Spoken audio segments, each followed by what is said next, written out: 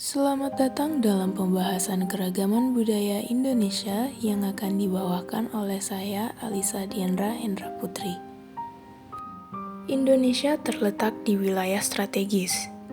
Wilayah Indonesia diapit oleh dua benua dan dua samudra, yaitu benua Asia, benua Australia, Samudra Hindia, dan Samudra Pasifik. Selain itu, kondisi alam tanah air sangatlah unik, dan tercatat Indonesia setidaknya memiliki 16.771 pulau yang memuat kebiasaan dan pola kehidupan yang berbeda-beda. Itulah beberapa sebab adanya keragaman suku dan budaya di Indonesia. Dari 1.340 suku yang ada di Indonesia, hari ini saya akan membahas salah satu adat suku Sunda, yaitu adat pernikahan suku Sunda. Pernikahan adat Sunda merupakan salah satu upacara pernikahan yang populer di masyarakat Indonesia. Suku Sunda masih memelihara dan menjaga adat istiadat dalam upacara pernikahan, maka dari itu, adat ini memiliki daya tarik tersendiri. Bahkan, ada beberapa selebriti tanah air yang menampilkan pernikahan adat Sunda dengan begitu mewah dan elegan, sehingga makin banyak pengantin yang ingin melakukan pernikahan adat Sunda. Ciri khas dari pernikahan adat Sunda dapat dilihat dari riasan pengantin wanita hingga prosesi atau upacara adatnya. Pengantin wanita di adat Sunda identik dengan mahkotanya yang disebut dengan mahkota siger, yang berbentuk seperti segitiga yang menggunung ke bagian atas. Bagian dahinya ditempeli daun sirih berbentuk wajik kecil. Daun tersebut dianggap sebagai penolak bala, sehingga diharapkan pengantin yang akan menempuh hidup baru akan dijauhkan dari mara bahaya. Tak lupa aksesoris 7 kembang goyang di bagian sanggulnya yang melambangkan rezeki dan berkah untuk kedua mempelai. Langsung saja kita masuk ke dalam prosesi pernikahan adat Sunda. Tahap pertama ada mapak pengantin. Upacara mapak pengantin dimulai ketika pengantin laki-laki serta rombongan telah datang ke lokasi pernikahan. Pengantin laki-laki didampingi orang tua dan keluarganya datang beriringan. Rombongan harus menunggu kesiapan pihak keluarga pengantin perempuan yang akan mapak, atau dalam bahasa Indonesia, menyambut.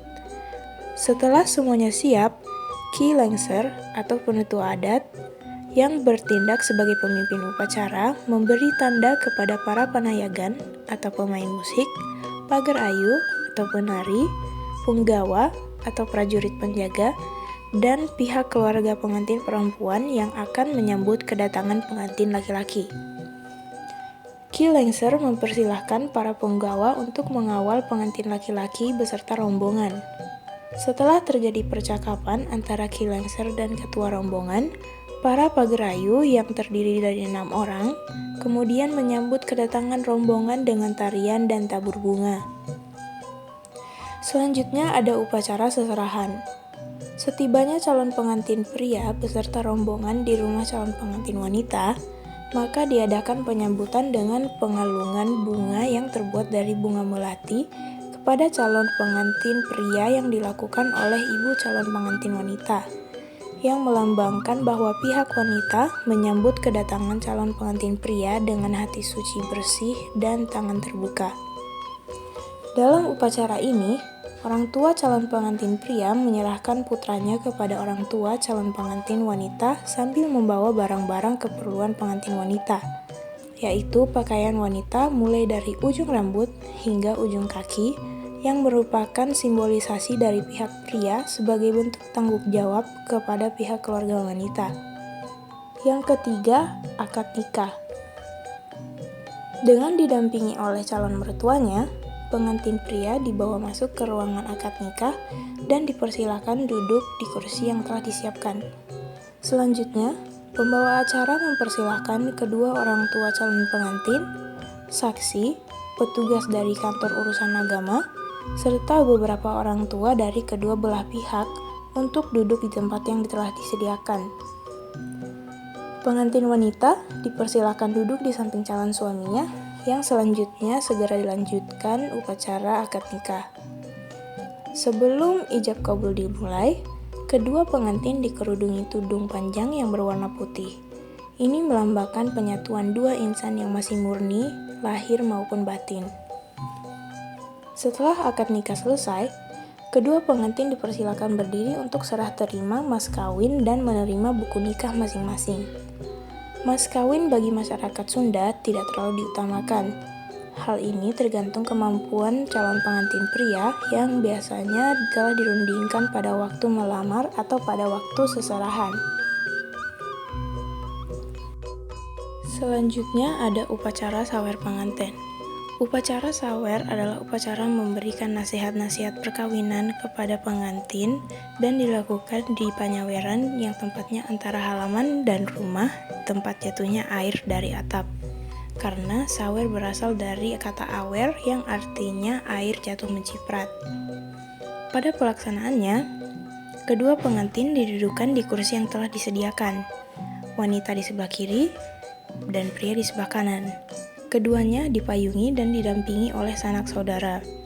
Setelah itu, dimulailah upacara nyawer yang dilakukan oleh wakil orang tua pengantin wanita dengan menyanyikan tembang sawer yang isinya petuah-petuah dan doa-doa, diselingi dengan menaburkan beras putih, kunyit yang dilarutkan ke dalam air, kemudian dipakai mengaduk beras putih sehingga beras tersebut menjadi kuning, uang logam, payung, permen, sirih yang digulung dengan bentuk cerutu berisi gambir, kapur sirih, pinang, dan tembakau, yang semuanya dicampur dalam satu wadah. Penaburan bahan sawer tersebut melambangkan bahwa kedua pengantin tidak boleh segan-segan memberikan bantuan atau harta kekayaan kepada sanak saudara dan orang lain. Selanjutnya ada upacara sungkem. Upacara sungkem adalah upacara permohonan maaf kepada orang tua sebagai tanda bakti dan rasa berterima kasih atas bimbingan dari lahir sampai ke perkawinan. Selain itu, kedua pengantin mohon doa restu dalam membangun kehidupan rumah tangga yang baru agar selalu mendapatkan berkah dan rahmat Tuhan. Selanjutnya ada upacara ninca endok atau bahasa Indonesianya injak telur. Upacara injak telur adalah upacara yang melambangkan cara berkomunikasi atau pergaulan suami istri. Dilaksanakan setelah upacara sawer selesai, kedua mempelai dipersilakan berdiri dalam posisi saling berhadapan. Perlengkapan yang dibutuhkan dalam upacara ninca endok yaitu sagar atau lidi berjumlah 7 tangkai. Makna simbolisnya, kedua pengantin diharapkan tidak mudah marah karena lidi memiliki sifat keras atau tidak mudah patah. Bisa saja patah jika dibengkokkan terus-menerus. Yang kedua yang dibutuhkan adalah telur ayam, simbol kemauan bulat kedua mempelai agar bertanggung jawab dengan perannya dan istri untuk taat mengikuti bimbingan suaminya. Dalam memiliki keturunan, mempelai berupa lendir yang mirip dengan isi telur ayam. Manusia jangan angkuh dan sombong. Selanjutnya juga butuh ajuk atau pelita bersumbuh 7 buah. Kini yang digunakan lilin sebagai simbol penerang bagi kedua mempelai dalam menjalankan rumah tangga agar keduanya saling asah, asuh, dan asih. Barang yang dibutuhkan selanjutnya yaitu elekan. Elekan adalah potongan bambu yang diambil tidak dengan ruasnya, sesuatu yang kosong. Hal ini sebagai petunjuk bahwa kedua mempelai harus berilmu, jangan sampai kosong seperti elekan tersebut. Dan yang terakhir, kendi kecil berisi air bening, melambangkan alat pembersih dan sebagai pendingin atau penentram suasana di kala hati sedang gundah. Pelaksanaan upacara injak telur dimulai dengan pengantin pria dan pengantin wanita disuruh memegang sagar 7 tangkai. Pengantin pria memegang yang kemudian dinyalakan pengantin wanita hingga terbakar. Setelah itu, lidi yang terbakar dipadamkan lalu dipatahkan dan dibuang. Setelah itu, pengantin pria melepaskan alas kaki kanan lalu menginjak telur yang disimpan di tanah.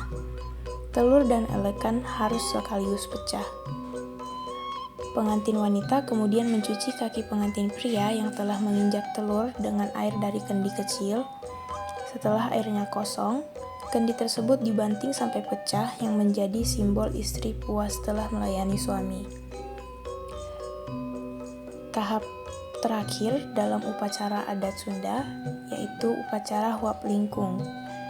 Huap Lingkung adalah suatu perumpamaan dari kehidupan suami istri yang harmonis, selalu penuh kerinduan, saling cinta, dan saling membutuhkan.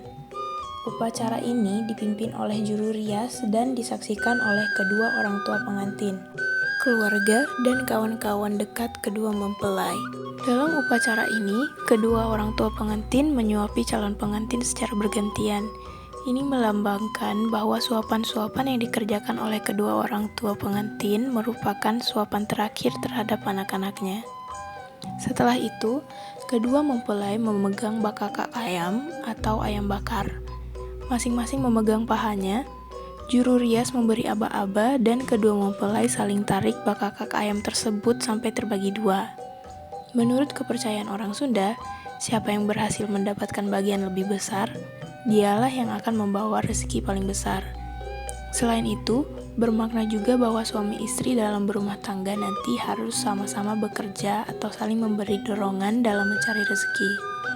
Pelaksanaan upacara Huap Lingkung ini tidak selalu sama dalam urutannya. Ada yang mendahulukan acara menarik bakakak ayam, baru kemudian saling menyuapi. Hal ini tergantung dari pemimpin upacara. Setelah upacara Huap Lingkung selesai, maka acara dilanjutkan dengan memberikan kesempatan kepada kedua pengantin untuk menerima doa restu dari sanak keluarga. Berakhir sudah pembahasan kita tentang pernikahan adat Sunda. Saya harap apa yang telah saya sampaikan dapat berfungsi dengan baik di masa depan. Lebih dan kurangnya mohon dimaafkan. Terima kasih.